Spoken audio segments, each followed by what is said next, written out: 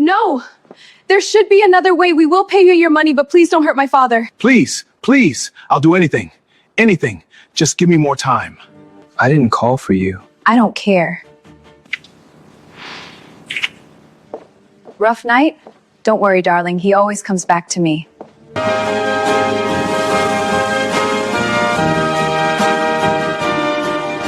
The coffee machine hissed, releasing steam into the morning air of Colson coffee.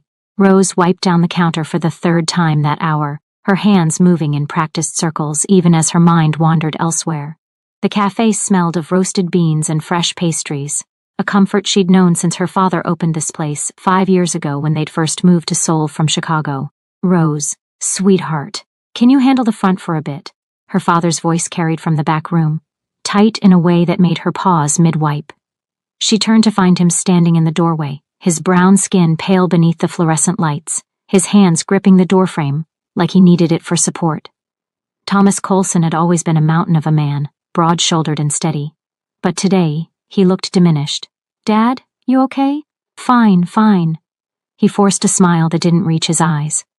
Just need to make a phone call. Business stuff? Business stuff. Rose had been hearing that phrase more and more lately. Always delivered with that same unconvincing smile, always followed by her father disappearing into the back room for hushed conversations. She wanted to press, to demand answers, but the morning rush was starting and 3 customers had just walked through the door. She plastered on her brightest smile and returned to the counter. Good morning, what can I get started for you? The next hour passed in a blur of orders and small talk. Rose moved through the familiar rhythm, steaming milk, pulling espresso shots, arranging pastries on small plates. This was her life now, simple and safe. She'd left behind dreams of art school to help her father when money got tight. It was supposed to be temporary. That was 2 years ago. The bell above the door chimed again. Rose called out her greeting without looking up from the latte she was pouring. Be right with you, but the cafe fell silent. The kind of silence that presses against your eardrums, that makes your instincts scream danger even when you can't see the threat. Rose's hands stilled on the milk pitcher. Slowly she lifted her eyes. A man stood just inside the doorway, and Rose understood immediately why every customer had stopped breathing. He was beautiful in the way a blade is beautiful, all clean lines and lethal edges, Korean features carved with brutal precision, high cheekbones and a jaw that could cut glass. His black suit probably cost more than 3 months of the cafe's rent, tailored so perfectly it moved like a second skin, but it was his eyes that made Rose's heart stutter, dark and fathomless, and completely, utterly cold. 2 men flanked him, silent shadows in matching black. They weren't as striking, but they carried themselves with the same predatory awareness, hands clasped in front of them, eyes scanning the room with professional detachment. The beautiful man's gaze swept the cafe like a king surveying his domain. Then it landed on Rose and stopped. She forgot how to breathe. He moved toward the counter with unhurried grace, each step deliberate. The other customers practically pressed themselves against the walls to give him space. Rose's fingers tightened on the milk pitcher, her only anchor in a world that had suddenly tilted sideways. He stopped directly in front of her. Up close, he was even more devastating, and even more terrifying.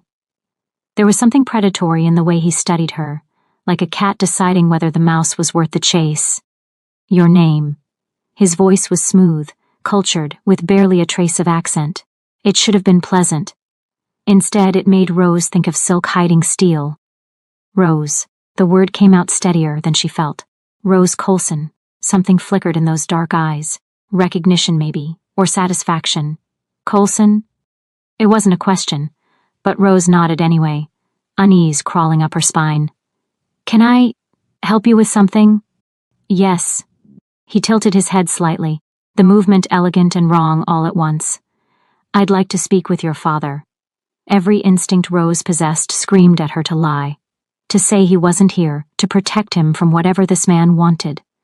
But her father chose that moment to emerge from the back room, and the color drained from his face so fast Rose thought he might collapse. Mr. Kang. Her father's voice was barely a whisper. Kang. Rose had heard that name before, whispered in Korean circles, always with a mixture of fear and respect. The Kang family controlled half of Seoul's underground, their influence reaching into every shadow, every backroom deal, every desperate transaction. And this man, with his cruel beauty and Arctic eyes, was at the center of it all. Kang Tae-min, the mafia prince who'd recently become the mafia king. Mr. Coulson. Tae-min's lips curved into something that might have been a smile on anyone else. On him, it looked like a death sentence. I believe we have business to conclude. Rose watched her father cross the cafe floor, each step heavier than the last. His hands trembled. She'd never seen her father's hands tremble. Mr. Kang, I just need a little more time, please. Just another month I can get you the money, I swear. We had an agreement. Tae-min's voice remained pleasant, conversational even. That made it so much worse. 6 months. That time has expired. I know, but the cafe business has been slow and I'm not interested in excuses. Tae-min glanced at his watch, a flash of silver against his wrist. You borrowed 5 million won. The interest has brought that to 8 million. You have 30 seconds to produce that amount, or I will take what I'm owed in other ways. Rose's blood turned to ice. 8 million won. That was over $6,000. They didn't have that kind of money. They'd never had that kind of money. Please. Her father was begging now, actually begging, and something inside Rose shattered. Please, I'll do anything, just give me more time. Time is the one thing I don't give freely, Mr. Coulson. Tae-min nodded to one of his men. Take him. Everything happened too fast. The man in black moved forward, reaching for her father. Rose saw her dad flinch, saw him stumble backward, saw the terror in his eyes that no father should ever show in front of his daughter. She didn't think, she just moved. Wait! Rose vaulted over the counter, stumbling slightly as she landed but catching herself.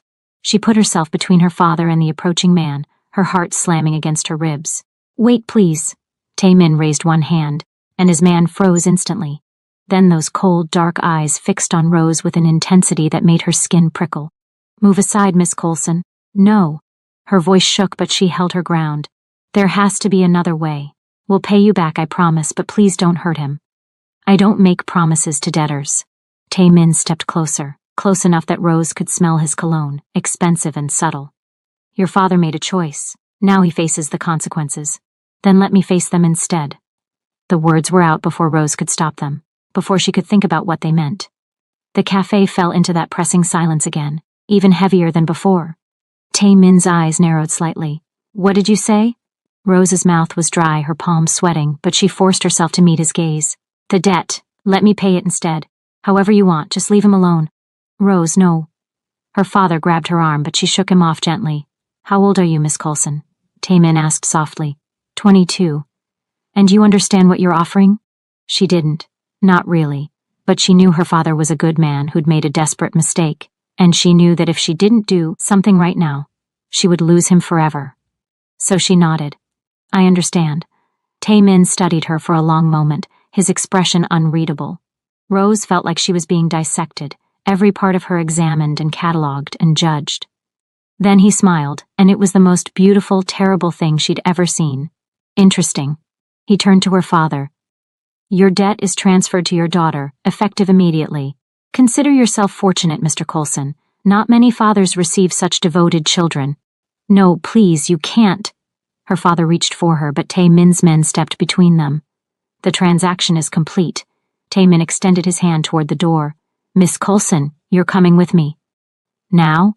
Rose's voice cracked. Did you imagine you'd have time to pack a bag? That cruel smile widened.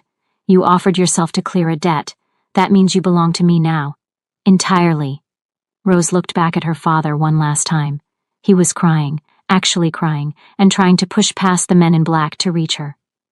But they held him back easily. And Rose realized, this was it. This was the price of love.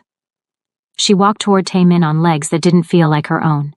He didn't touch her, didn't guide her. He simply turned and walked toward the door, and she followed because what else could she do? Behind her, her father's voice broke on her name, but she didn't look back again. She couldn't.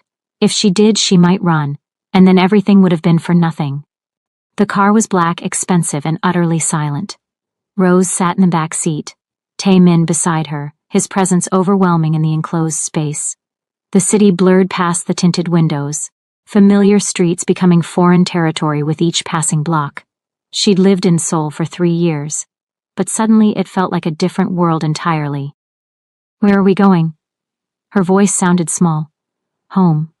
He didn't look at her. his attention on his phone as his thumbs moved across the screen. "You're home."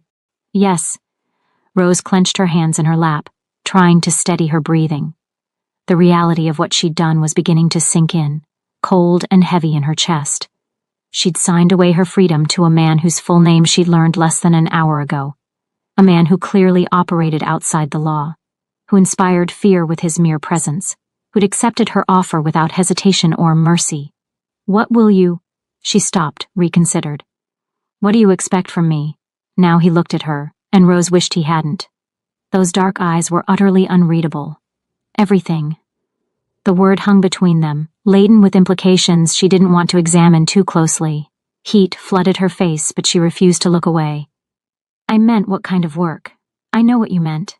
His lips curved slightly, the first real expression she'd seen from him. It wasn't reassuring. "But my answer remains the same. You offered yourself to clear a debt, Rose Coulson. That means you belong to me until I decide otherwise. Your time, your presence, your body, all of it is mine to do with as I please." Her stomach knotted. I won't." "You will." He cut her off calmly, matter-of-factly. "You'll do exactly what I tell you to do, when I tell you to do it. That's what you agreed to." "I agreed to work for you, not to." "You agreed to transfer your father's debt to yourself. The contract you signed was quite explicit about the terms." He leaned back, still watching her. "But if you'd like to void it, we can return to the cafe right now. I'll have my money by the end of the day, one way or another." The threat was clear. Rose bit down on her response, forcing herself to think instead of react. She'd made this choice. She'd walked into this willingly. Whatever came next, she'd have to endure it. "No," she said quietly. "I won't void it." "Smart girl." He returned his attention to his phone, dismissing her. The rest of the drive passed in silence. Rose watched the city give way to an exclusive neighborhood she'd only seen in passing. High rises that pierced the sky, luxury brands glittering in shop windows, people who moved with the confidence of those who'd never worried about money. The car pulled into an underground garage, security gates closing behind them with a finality that made her chest tighten. Tae Min's penthouse occupied the entire top floor. Rose stepped out of the elevator into a space that screamed wealth and power. Floor-to-ceiling windows overlooking Seoul, minimalist furniture in black and chrome, art on the walls that probably cost more than her father's cafe. Everything was sharp angles and cold surfaces, beautiful and utterly unwelcoming. A woman appeared from a side hallway, middle-aged and stern-faced, wearing a crisp uniform. She bowed to Tae Min. "Sir, this is Rose. She'll be staying here indefinitely." He shrugged off his jacket, handing it to the woman without looking at her. "Show her to the guest room. Make sure she has everything she needs." "Of course, sir." The woman turned to Rose, her expression neutral. "Please, follow me." Rose glanced at Tae Min, but he was already walking away toward what looked like an office, his phone pressed to his ear, speaking rapid Korean she couldn't quite follow. Just like that, she was dismissed. The guest room was larger than her entire apartment had been. A king-sized bed dominated the space, dressed in white linens that looked impossibly soft. The attached bathroom was all marble and gleaming fixtures. A walk-in closet stood empty, waiting. "My name is Mrs. Han," the woman said. "I manage the household. If you need anything, you may ask me." "Thank you." Rose set her purse down, the only thing she'd brought with her. Everything else was back at her apartment, a life she might never return to. "What should I do now?" Mrs. Han's expression softened slightly. "Mr. Kang is working. He doesn't like to be disturbed during business hours. I suggest you rest. Dinner will be served at 7. She left Rose alone in the vast impersonal room. Rose sank onto the edge of the bed, her legs suddenly unsteady. The adrenaline that had carried her through the last hour was fading, leaving behind a hollow ache. She thought of her father, alone in the cafe, probably blaming himself. She thought of her life, the one she'd built brick by careful brick, now completely demolished. And she thought of Tae Min's words, "Your body is mine to do with as I please." Rose wrapped her arms around herself, shivering despite the room's warmth. She'd sacrificed herself to save her father, yes. But what exactly had she sacrificed herself to? At 7, Mrs. Han appeared to escort her to dinner. Rose followed her to a dining room with a table that could seat 12. Only 2 places were set, at opposite ends. Tae Min was already seated, reading something on a tablet. "Sit," he said without looking up. Rose took her seat, acutely aware of the distance between them. The formality of it all. Staff brought out course after course, food she couldn't identify, beautiful presentations she was too nervous to appreciate. She pushed her fork around her plate while Taemin ate with methodical efficiency, still focused on his work. Finally, he set down his tablet. "You're not eating. I'm not hungry. That wasn't a question about your appetite. Eat." Rose's jaw tightened. "I said I'm not." "And I said eat." His voice didn't rise, but something in it made her hand move automatically, lifting the fork to her mouth. The food was excellent. She barely tasted it.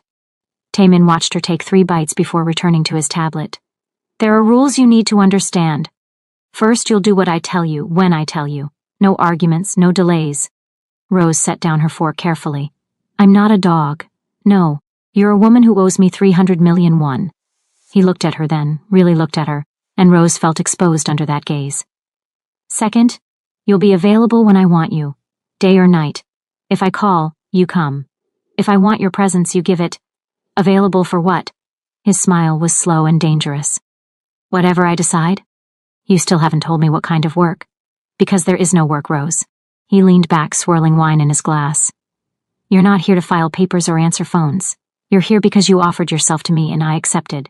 What that means, specifically, you'll learn soon enough." The implication crashed over her. Rose felt her face burn, anger rising to combat the fear. "I won't be your— what? Say it. Your plaything." The word tasted bitter. Taemin laughed, the sound devoid of humor. "You think too highly of yourself. I have women for that. Professionals who know what they're doing. What you are is much more interesting." He stood, moving around the table with predatory grace. "Your payment, collateral. A woman who walked into my world thinking sacrifice would be noble."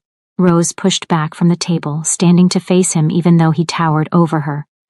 "I saved my father." "You did." He was close now, too close. His presence overwhelming. "And now you're mine. Every inch of you. Every moment of your day. Every thought in your pretty head." His hand came up, fingers tracing her jawline with a gentleness that belied his words. "The third rule is the most important one. You don't leave. You don't contact anyone from your old life. You exist here for me, until I decide otherwise. Break that rule, and your father's debt returns. With interest, with consequences. Understood?" Rose wanted to pull away from his touch, but she couldn't move. His fingers were cool against her skin, his eyes holding hers with an intensity that made her dizzy. "Yes." "Yes, what?" She swallowed hard. "Yes, I understand." "Good girl." He stepped back, releasing her. "Mrs. Han will bring you something to wear tonight. I expect you in my room at midnight. Don't be late." He walked away, leaving Rose standing alone in the vast dining room, her heart hammering against her ribs, her whole body trembling with something she refused to name as anticipation. Midnight approached with agonizing slowness. Rose sat on the edge of the guest room bed, wearing the nightdress Mrs. Han had delivered an hour ago. It was silk, pale ivory, elegant and revealing in equal measure. The fabric whispered against her skin with every nervous movement. Her hands wouldn't stop shaking. She'd never done this before, never been with anyone, never even come close. There'd been opportunities, in college, boys who'd shown interest, but she'd always pulled back. Waiting for something, though she'd never been sure what. Love, maybe. Connection. Something more than fumbling in the dark with someone whose last name she barely knew. And now her first time would be with a man who'd bought her, who saw her as property, who'd made it abundantly clear that her wants, her feelings, her inexperience, none of it mattered. The clock on the nightstand read 11:58. Rose stood, her legs unsteady. She could refuse, lock the door, climb into bed, pretend she'd fallen asleep. But then what? He'd made the consequences clear. Her father would suffer. And something told her Tae-min wasn't a man who accepted defiance. She walked through the silent penthouse, her bare feet soundless on marble floors. His bedroom door was open, light spilling into the hallway. An invitation, or a command. Rose paused at the threshold, her breath catching. Tae-min lay on the bed, eyes closed, one arm folded behind his head. He'd changed into black silk pants and nothing else.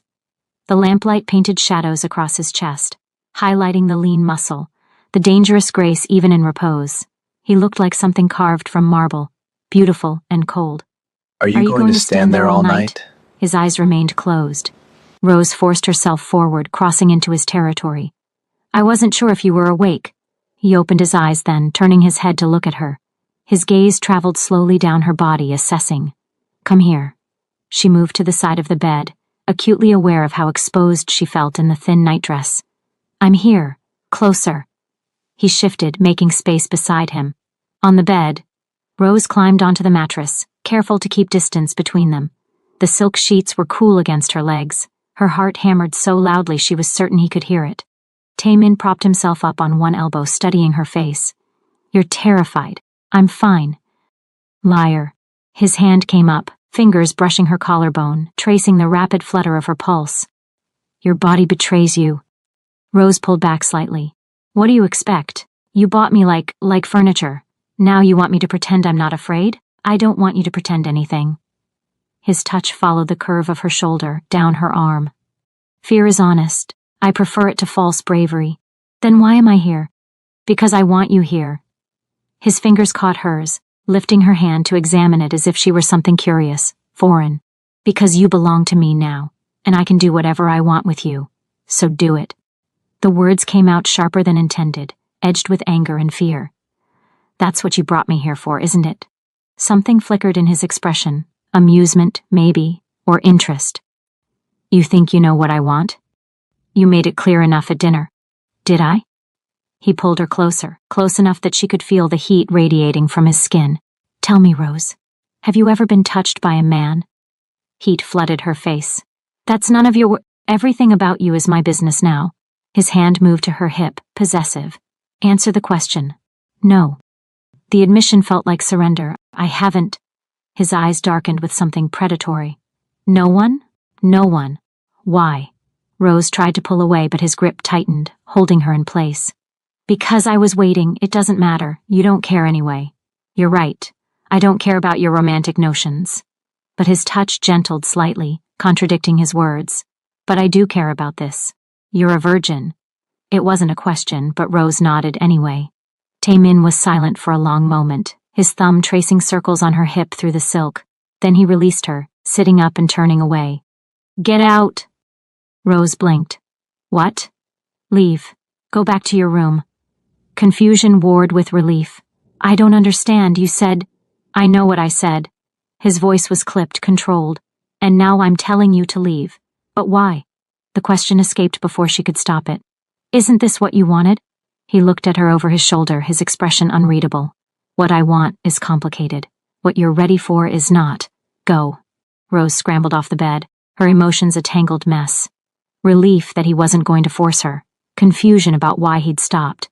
And underneath it all, something else, something uncomfortably close to disappointment. She was halfway to the door when his voice stopped her. Rose. She turned back. Don't misunderstand this as kindness. I'm not letting you go. I'm simply choosing when and how to take what's mine. His eyes held hers, dark and intent. When I do claim you, it will be because you're begging me for it. Not because I commanded it. The words sent heat spiraling through her, confusing and unwelcome. That will never happen. His smile was slow, confident, cruel. We'll see. The next 3 days were torture of a different kind. Taemin ignored her completely. He left early, returned late, took his meals in his office. When they did cross paths, he looked through her as if she were invisible, as if that night in his bedroom had never happened.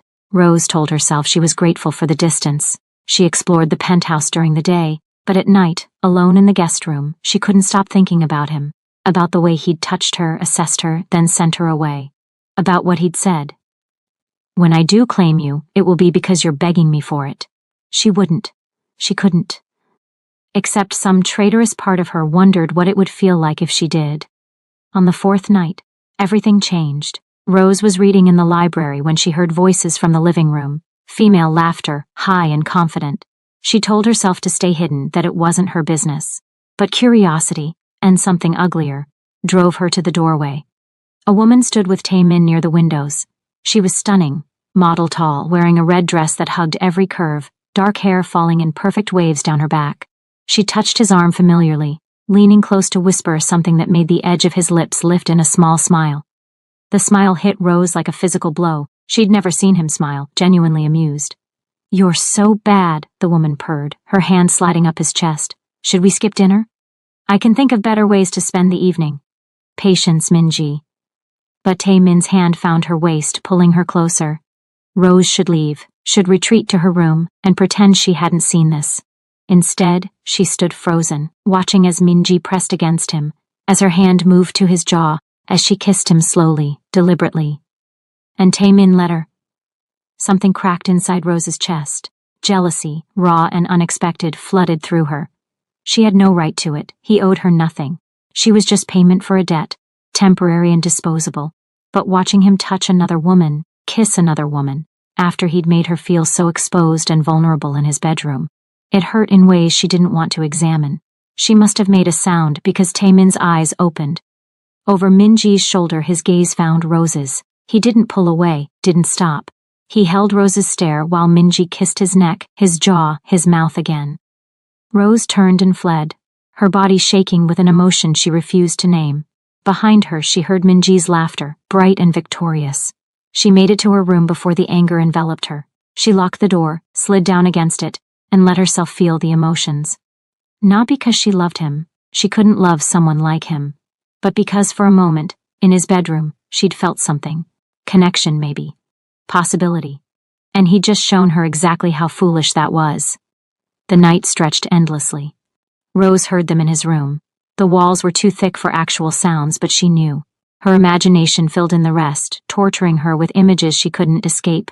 When dawn finally broke, Rose made a decision. She would survive this, she would endure whatever came, but she would never, ever let Kang Tae-min see her cry again. And she would certainly never beg him for anything. The pattern continued for 2 weeks. Different women, different nights, but always the same message. Rose learned their routines. Minji on Tuesdays and Fridays, a leggy actress named Soo-ah on Wednesdays, others whose names she didn't bother learning.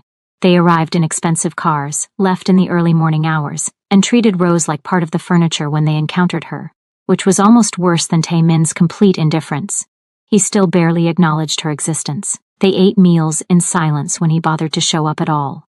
He walked past her in the hallways, as if she were invisible, and every night, Rose lay in her bed, listening to the sounds that drifted through the walls, hating herself for the jealousy that twisted in her gut. She was nothing to him, just a debt paid, a possession stored away until he decided what to do with her. On the 15th day, Rose made a decision. She couldn't live like this, existing in limbo, invisible and unwanted. If she was going to survive this, she needed to reclaim some piece of herself, even if it meant confronting the man who owned her. She found him in his office late one evening, working at his desk. The glow from his computer screen cast shadows across his face, making him look almost human. "I didn't call for you," he said without looking up. "I don't care." Now his eyes lifted, surprise flickering across his features before settling back into that cold mask. "Excuse me?"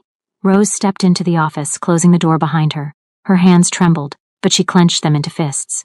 "You said I belong to you, that you own every moment of my time, every aspect of my life. Fine, but I refuse to be invisible." "You're not invisible." "Really?" She moved closer to his desk. "When's the last time you looked at me? Actually looked at me, not through me? When's the last time you acknowledged I exist beyond being furniture in your penthouse?" Tae-min leaned back in his chair, studying her with that unreadable expression. "And this bothers you?" "Yes, it bothers me." The words came faster now, anger giving her courage. "You brought me here, made me some kind of prisoner, and then you ignore me. You parade your women through here night after night while I'm supposed to what? Sit quietly and be grateful you haven't thrown me out?" "I could do worse than ignore you, Rose. Then do worse." She slammed her hands on his desk, leaning forward. "Do something. Anything. Because this half-existence where I'm neither free nor claimed, it's killing me." Something shifted in his expression. Interest, maybe. Or danger. "Careful what you ask for. I'm not asking for anything except honesty. What am I doing here? If you don't want me, if I mean nothing to you, then let me go. Release the debt. I'll find another way to protect my father. There is no other way. Then tell me what you want from me." Rose's voice cracked despite her best efforts. "Because right now, I don't understand any of this. You said you wanted me. You made me feel—" She stopped, swallowing hard. "And then you've spent 2 weeks showing me exactly how little I matter." Tae-min stood slowly, rounding the desk with that predatory grace.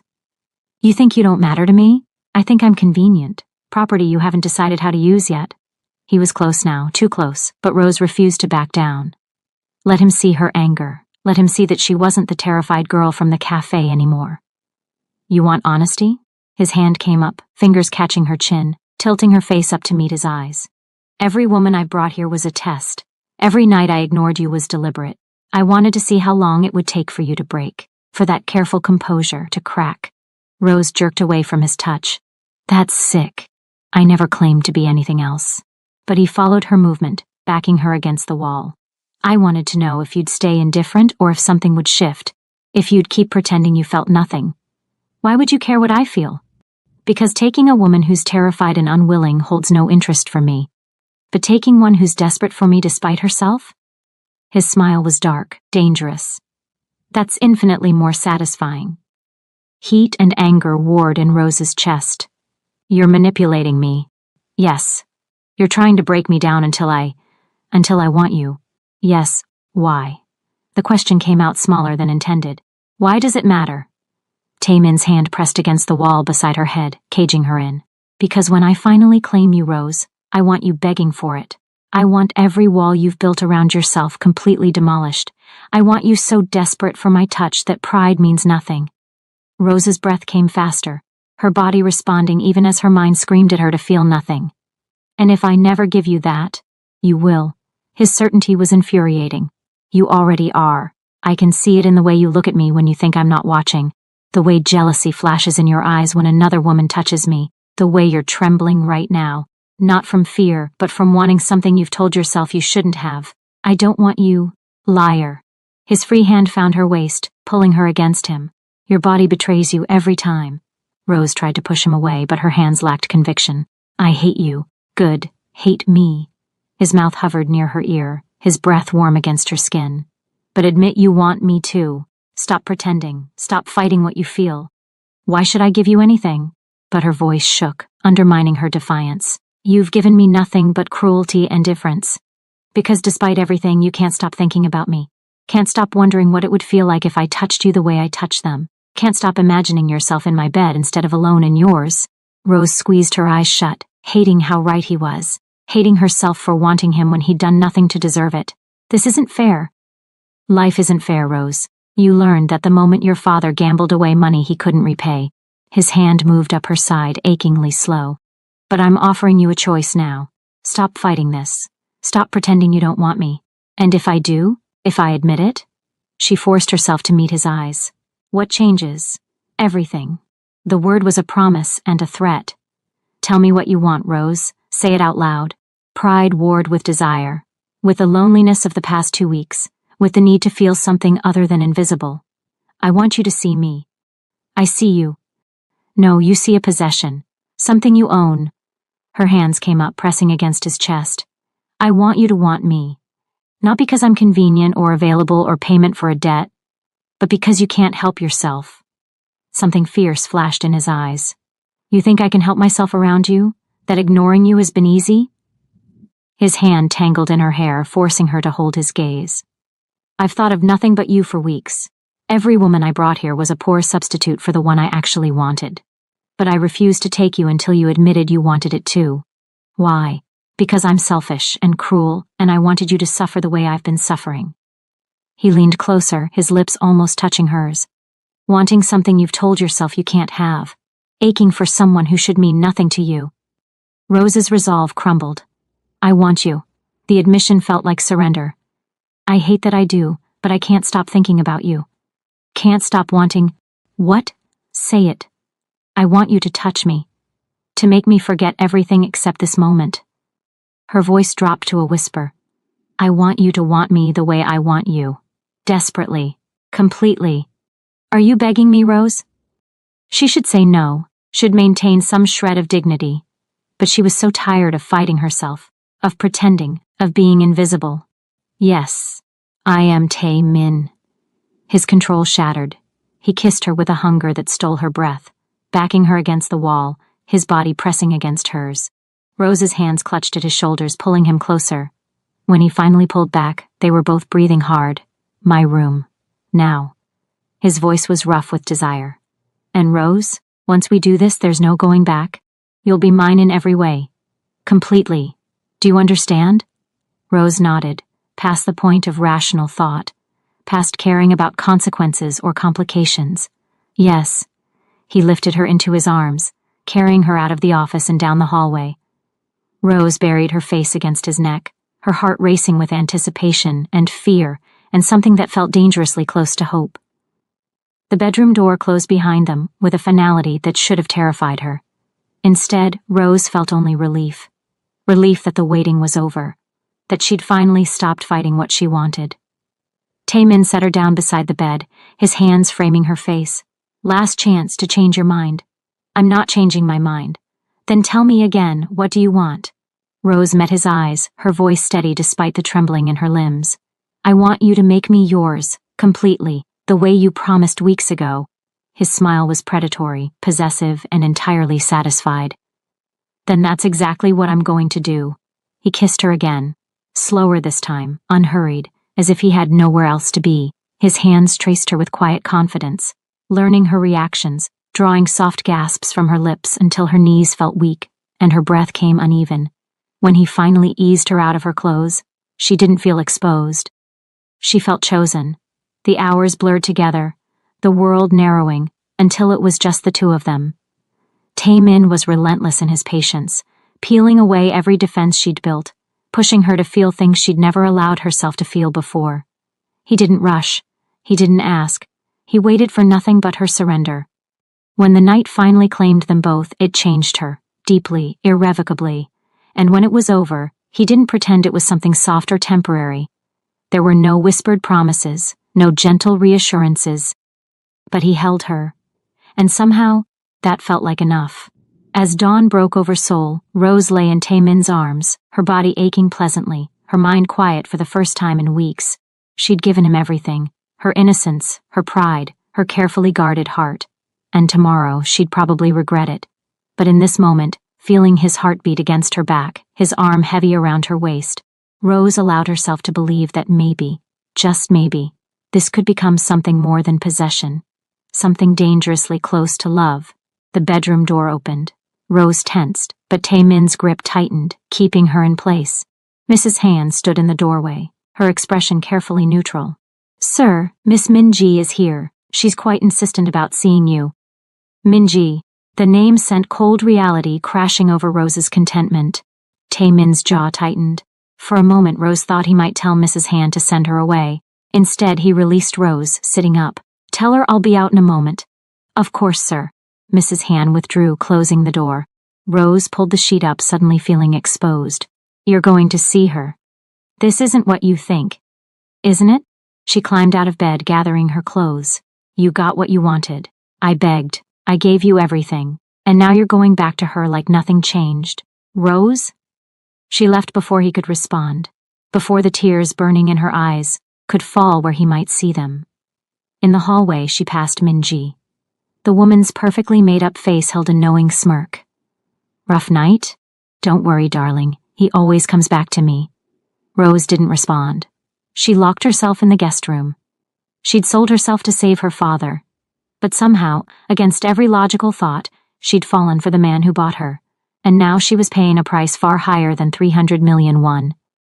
She was paying with her heart. If you enjoyed this story, please subscribe for more captivating tales. Hit the like button and let me know in the comments what you'd like to see happen next in Rose and Taemin's story.